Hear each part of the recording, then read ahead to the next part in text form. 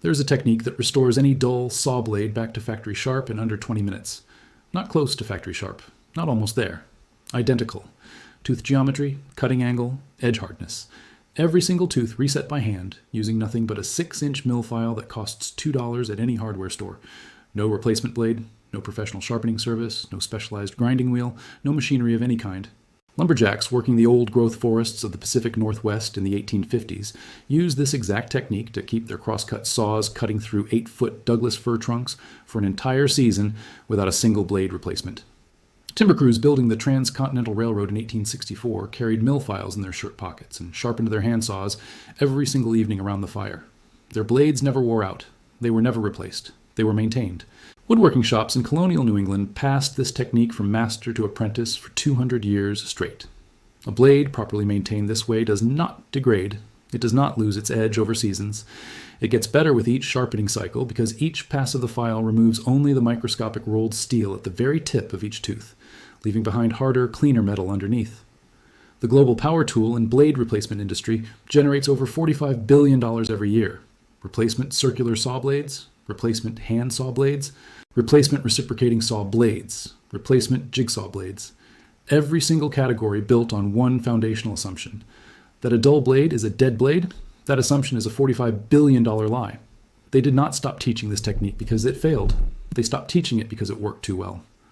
A craftsman who never buys a replacement blade is a customer the tool industry cannot monetize. This is the story of hand file sharpening, the technique that kept American timber country running for 200 years, and that the power tool industry quietly erased from every instruction manual, every trade school curriculum, and every hardware store display the moment replacement blades became more profitable than mill files. Welcome to Dr. Nick's Survival. If this kind of knowledge matters to you, subscribe and hit the bell right now. This is where we open the vaults the tool industry welded shut. Now let me take you back to where this knowledge was born. The year is 1830. The American frontier is pushing west through forests so dense that sunlight never reaches the ground. In these forests, the saw is not a tool, it is a lifeline. Every cabin, every bridge, every railroad tie, every fence post, every piece of furniture in every homestead from Ohio to Oregon begins with a saw cutting through timber. And in 1830, there is no hardware store. There's no blade replacement service.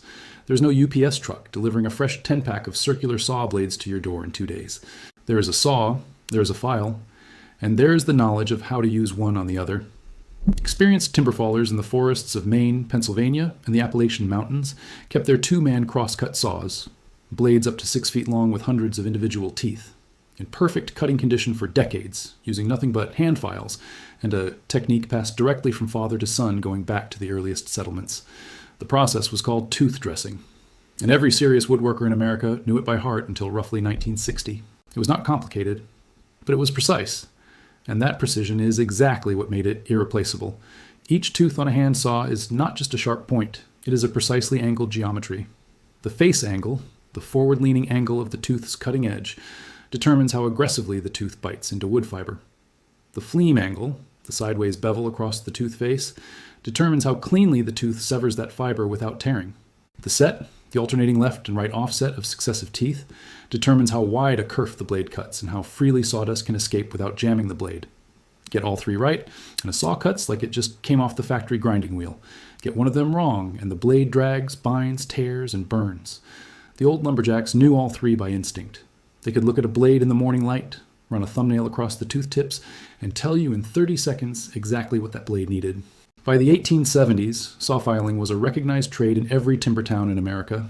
Professional saw filers, called saw doctors, traveled between logging camps, keeping the camp's entire inventory of blades in cutting condition.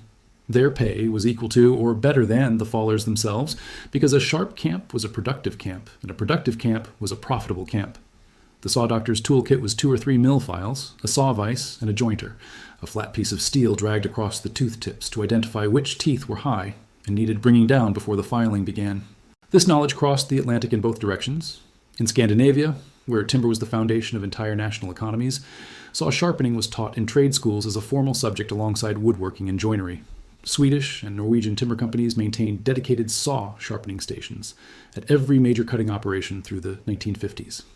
In Japan, where woodworking traditions reached a level of precision that still has no equal anywhere in the world, saw maintenance was inseparable from saw use. A Japanese craftsman who allowed a blade to go dull without addressing it was considered careless. The file was sharpened before it sharpened the saw. The blade was inspected after every significant use. Maintenance was not an afterthought. It was part of the craft.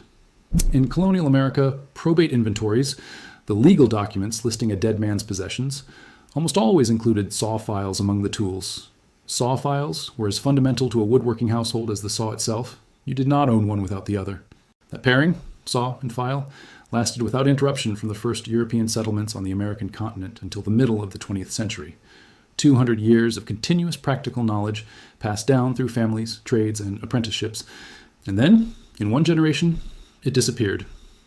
Before I show you exactly how to do this, let me explain the science behind why a hand file restores a blade so completely.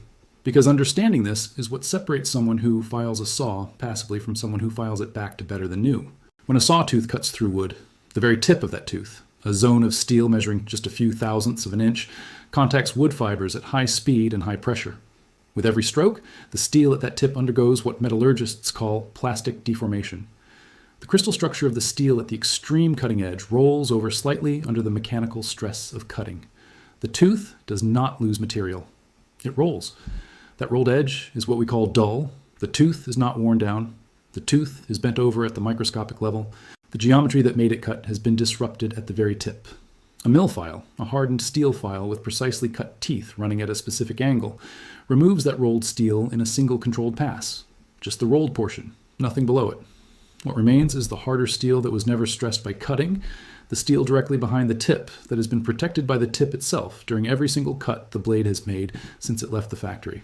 That protected steel beneath the rolled edge is actually harder and more wear-resistant than the original factory ground surface, because factory grinding generates heat. Heat changes the crystalline structure of high-carbon steel in a process called tempering. Controlled tempering strengthens steel. Uncontrolled grinding heat weakens it. Factory blades are ground quickly on production equipment. The heat generated can slightly overtemper the very surface layer of each tooth. A hand file generates almost no heat. It removes steel mechanically, cold. The edge it produces, a few passes of a file at the correct angle, exposes steel that has never been heat affected by any grinding process. Engineers at the Sheffield Metallurgical Research Station in England documented this phenomenon in a 1952 study on hand tool maintenance. Hand-filed saw teeth demonstrated measurably higher edge retention than identically shaped teeth sharpened on power grinding wheels. The filed teeth held their cutting geometry longer between maintenance cycles. 2 passes of a $2 file produces an edge that factory power grinding cannot match. The tool industry knows this. Every serious woodworker who has ever taken the time to properly file a hand saw knows this. The edge that comes off a correctly held mill file, at the right angle, with the right pressure on steel that has never been overheated, is the sharpest edge that saw will ever have. And it costs nothing but 6 minutes and the knowledge of what angle to hold your hand. So why does nobody know this anymore? The answer is not complicated. It is just expensive. For you. In 1947, the American power tool industry was entering the most explosive growth period in its history. Returning veterans were buying homes. Those homes needed workshops. Those workshops needed tools. And for the first time in American history, mass production had made power tools, circular saws, jigsaws, reciprocating saws, affordable for the average working family. The industry had a structural problem. Power tool blades dull faster than hand saw blades. The higher speed of a circular saw blade, spinning at 4,000 to 5,000 RPM, generates heat at the tooth tips that hand saw cutting never produces. That heat accelerates the rolling and microfracturing of tooth edges. A hand saw blade used daily by an experienced woodworker might need filing once a month. A circular saw blade used on the same projects might need attention every week. The industry had 2 options. Teach the hand file technique adapted for circular saw geometry, which was entirely possible and entirely effective, or sell replacement blades. A replacement blade for a standard circular saw costs between $12 and $60 depending on tooth count and material. The average serious woodworker, a contractor, a cabinet maker, a dedicated hobbyist, goes through between 12 and 30 blades per year. That is between $140 and $900 per year per customer in blade replacement alone. A 3-pack of mill files costs $4 and lasts years. The math of that comparison was visible to every product manager in every tool company in America by 1955. And the industry responded with a strategy that was never announced, never debated, and never documented in any memo that has ever become public. They simply stopped teaching the alternative. Trade school curricula that had included saw maintenance as a core module quietly dropped the subject as the new emphasis shifted to power tool operation. Tool company instruction manuals, which had included sharpening guidance through the 1940s, began shipping without maintenance sections entirely by the early 1960s. Hardware stores that had stocked saw files prominently in the tool aisle began moving them to the back of the store, then to a single hook on an end cap, then off the floor entirely in many locations. To today, if you walk into a Home Depot or a Lowe's and ask a floor associate where the saw files are, the most likely response is a blank look. Not because saw files no longer exist. They are still manufactured. They are still sold. But they have been systematically de-emphasized, de-shelved, and de-educated out of the average American woodworker's awareness. The power tool blade replacement market in the United States generates approximately $3.2 billion annually. That is $3.2 billion that flows from hobbyists, contractors, and woodworkers into the accounts of companies like Diablo, Freud, DeWalt, Milwaukee, and Bosch every single year for a product that should last indefinitely with $2 worth of files and 20 minutes of technique. The suppression was not dramatic.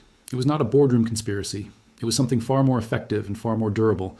It was simply the removal of knowledge from the places where people expect to find it.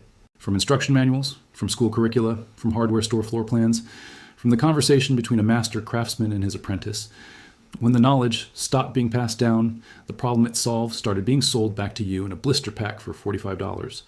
Your grandfather knew how to file a saw, his father knew, his grandfather knew, and every single one of them would look at your drawer full of dull blades waiting for the trash and say the same thing. You threw away a tool that needed 20 minutes of attention. You paid $40 for something you already owned. Here is exactly what to do. Every step.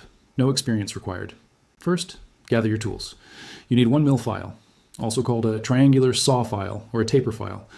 The size depends on the tooth size of your blade. For standard hand saws and most circular saw blades, a 6-inch slim taper file works for fine tooth blades, and a 7-inch regular taper file handles coarser teeth. Both are available at any hardware store. Combined cost, $2 to $4. You also need a saw vise or a simple homemade clamp setup. 2 pieces of scrap wood clamped around the blade in a workbench vise to hold it stable while you file. Step 1, joint the blade. Before you file individual teeth, you need to identify which teeth are high, standing above the others and therefore doing all the cutting work while the shorter teeth drag uselessly. To joint the blade, lay a flat file or a flat sharpening stone flat across all the tooth tips and drag it lightly along the full length of the blade in one smooth pass. Wherever you see a bright, shiny, flat spot on a tooth tip, that tooth was high. Every tooth that still shows a point after jointing is at the correct height and does not need to be brought down, only sharpened. This step takes 90 seconds, and it is the step that separates a professional result from a frustrating one. Step 2, set the teeth. The set is the alternating left-right offset of successive teeth that creates the kerf wider than the blade body itself. Without set, the blade binds in the cut. Over time, cutting pressure can reduce set, teeth gradually straightening back toward vertical. A saw set tool, a small plier-like device that costs $8 and lasts a lifetime, restores the correct offset to each tooth. Squeeze the tool on each tooth in sequence, alternating sides. This takes 3 minutes on a standard handsaw. Step 3, file the teeth. Clamp the blade in your saw vise with the teeth pointing up and at a comfortable working height. Pick up your triangular file. The file has 3 flat faces and 3 sharp corners. Each face fits perfectly into the gullet between 2 saw teeth. For a standard crosscut handsaw, hold the file at approximately 60 degrees to the blade length, pointing slightly toward the handle, and tilt the file handle down at approximately 15 degrees below horizontal. This matches the fleam angle ground into the teeth at the factory. Place the file in the gullet between the first 2 teeth, with one of its faces pressing against the front face of the tooth to the right. Apply light, steady, forward pressure and push the file through the gullet in one smooth stroke. Lift the file completely on the backstroke. Never drag it backward, as this rounds the cutting edges you just created. 2 to 3 strokes per gullet on a moderately dull blade. 1 stroke per gullet on a blade that has been maintained regularly. Work every other gullet, now the ones that angle the same direction, down the full length of the blade. Then flip the blade in the vise and file the remaining gullets from the other side. The whole process on a standard 26-inch handsaw takes between 8 and 15 minutes, depending on how dull the blade is. For circular saw blades, the geometry is identical, but the scale is smaller. The same triangular file, the same angles, the same 2 to 3 stroke rule. The only additional step is marking your starting tooth with a permanent marker so you know when you have completed the full circle. When you're finished, drag your thumbnail lightly across several tooth tips. A properly filed tooth catches your nail and feels almost sticky. It grabs rather than slides. A dull tooth lets your nail slide right over without catching. The difference is unmistakable once you have felt it. Test the blade on a piece of scrap pine. A correctly filed blade should feel like it is cutting on its own, almost pulling itself through the wood, with very little forward pressure from your hand. A retired Finnish carpenter in Vermont named Bill Halstead posted a detailed account online of teaching his 24-year-old son this technique on a winter afternoon in 2021. The son had been throwing away reciprocating saw blades after 2 or 3 uses his entire working life. After one afternoon of filing instruction, he resharpened 14 blades from a coffee can he had been accumulating for disposal. He has not bought a replacement blade in 2 years. His father estimated the savings at over $300 in the first 12 months alone. The technique did not change between 1830 and 2021. The steel is the same, the file is the same, the geometry is the same. The only thing that changed is whether anyone thought to tell you. Lumberjacks, standing in the dark at the edge of old-growth forest in 1855, filing their crosscut saws by firelight before the next day's cut, understood something that the power tool industry has spent 70 years making sure you forget. A blade does not die when it goes dull. It is asking for 20 minutes of your attention. The saw doctors traveling between logging camps in the 1870s understood it. The timber fallers of the Pacific Northwest understood it. The Finnish carpenters of New England understood it. The Japanese woodworkers who treated blade maintenance as an inseparable part of the craft itself understood it. Your grandfather understood it. He had a small tin of mill files in the top drawer of his workbench. He ran a file across his handsaw on Sunday evenings the way other men read the newspaper. It took him 12 minutes. The saw never let him down. He never bought a replacement blade in 40 years of woodworking. Then one generation stopped passing it down. Because a hardware store end cap said the blade was worn out and here was a fresh one in a blister pack. Because a tool company instruction manual that used to include a sharpening section simply stopped including it. Because somewhere between 1960 and 1980, the conversation between a craftsman and his apprentice got replaced by a receipt. $3.2 billion a year depends on you believing that a dull blade is a dead blade. It is not. It never was. It is a blade that needs a $2 file and 20 minutes of a Sunday morning. The exact same Sunday morning that craftsmen in Maine and Oregon and Vermont and North Carolina gave it for 200 years before the instruction manual stopped mentioning it. That knowledge did not go anywhere. It is in the geometry of every tooth on every blade you have ever thrown away. It is in the angle of a mill file that costs less than a cup of coffee. It has been waiting in every hardware store that still stocks the right aisle for a customer who knows what to ask for. Now you know what to ask for. If this vault changed how you look at that coffee can full of dull blades sitting in your garage right now, subscribe to Dr. Nick's Survival and share this video. Every share puts a $2 solution in the hands of someone who just got quoted $45 for a replacement they did not need. Every subscription keeps this channel digging into the vaults the tool industry thought were permanently sealed.